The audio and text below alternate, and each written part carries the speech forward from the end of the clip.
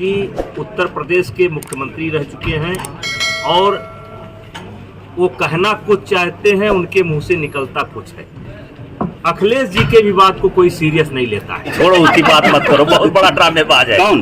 वही केजरीवाल बहुत बड़ा ड्रामेबाज है। देखो क्या क्या करता है। उनके हमारे किसी मंत्री को या सरकार को उनके सर्टिफिकेट की जरूरत नहीं है। नवाबगंज में एक पुलिस कस्टडी में डेथ होती है, कैसे देखते हैं इस पर? किस तरीके से यहाँ प्रशासन घटना निंदनीय है कि उत्तर प्रदेश के मुख्यमंत्री रह चुके हैं और वो कहना कुछ चाहते हैं, उनके मुंह से निकलता कुछ है। वो शब्दों का चयन नहीं कर पाते हैं। अगर कोई मंत्री जा करके स्वास्थ्य विभाग में की व्यवस्था को देखता है, कोई मंत्री कलेक्ट्रेट में आकर के अगर व्यवस्था को देखता है, तो उसका मतलब ये छापा मार नहीं हुआ। और अखिलेश जी के विवाद को कोई सीरियस नहीं लेता है।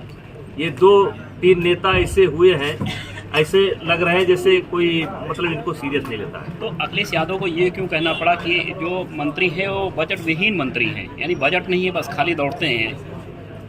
जैसे उनके कहने से क्या होता है? उनके कहने से कुछ नहीं होता है। उनके हमारे किसी मंत्री को या सरकार को उनके सर्टिफिकेट की जरूरत नहीं है और उनसे पूछ करके कोई मंत्री कहीं नहीं जाएगा। जिस मंत्री की इच्छा होगी वो जाएगा, जहाँ पर जाएगा।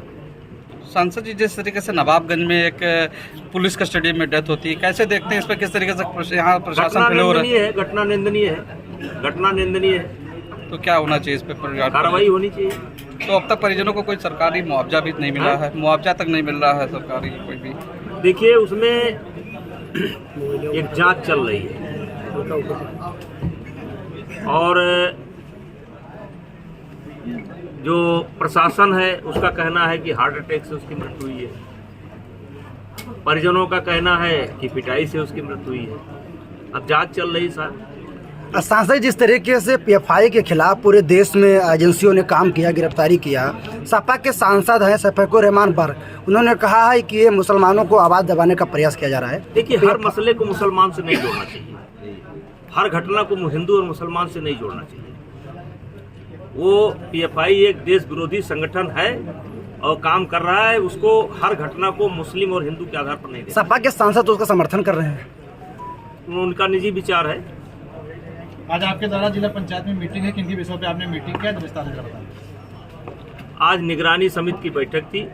एक तो पिछले निगरानी समिति की बैठक में जो सवाल उठाए गए थे उन पर विचार हुआ और फिर नए कुछ विषय निकल करके आते हैं। एक तरीके से कामकाज की समीक्षा है, तो कामकाज की समीक्षा की गई और अच्छा रहा। जिस तरीके से मदरसों का सर्वे हो रहा है, कैसे देख रहे हैं इसको? उस पर कार्रवाई होनी चाहिए, कैसे देख रहे हैं? हम ही है, आने जाने नहीं दिया जा रहा है इसलिए कि वहाँ विकास नहीं हुआ। तो क्या कुछ है? बहुत बड़ा ड्रामेबाज है भाई, छोड़ो उसकी बात मत करो, बहुत बड़ा ड्रामेबाज है। कौन? वही केजरीवाल बहुत बड़ा ड्रामेबाज है। देखो क्या क्या करता है। कर रहे हैं और वही कांग्रेस में जोड़ तोड़ चल रही है, कैसे देख रहे हैं इसको? देखिए, मैं कई बार बोल चुका हूँ कि इस देश के लोग राहुल गांधी को सीरियस नहीं लेते हैं और अब तो देश के लोगों को छोड़ दीजिए, उनके पार्टी के ही लोग उनकी सीरियस नहीं लेते। अभी जिस तरीके से राजस्थान के अंदर घटना घटी है और जिस तरीके से राहुल गांधी को अपनी यात्रा छोड़ करके आना पड़ा और फिर दिखाई पड़ा कि एक रास्ता निकल गया कि गहलोत जो है राष्ट्रीय अध्यक्ष बनेंगे और पायलट जो है मुख्यमंत्री बनेंगे। लेकिन आज कल कुछ और था, आज कुछ और है।